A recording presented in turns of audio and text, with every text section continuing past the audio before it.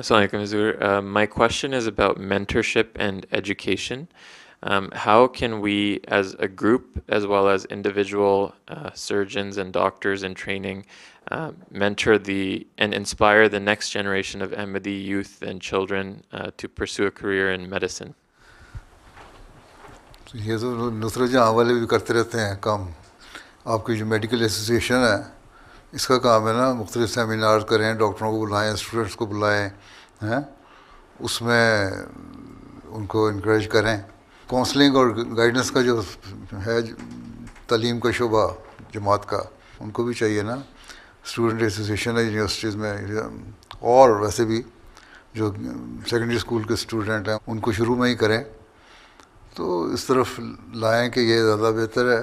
تو پھر ہو سکتا ہے ان کا انٹرسٹ ڈیولپ ہو سکتا ہے. ادروائز آپ کیا کر سکتے ہیں, جو کالج میں ایک دفعہ چلا گیا, گریڈ 12 جس نے کر لیا, اس نے پروفیشن لے لیا, لاء میں چلا گیا یا انجینئرنگ میں چلا گیا, کمپیوٹر سائنس میں چلا گیا. آج کل کمپیوٹر سائنس کا بڑا رواج ہو رہا ہے, اے آئی نے دماغ خراب کیا ہوا ہے.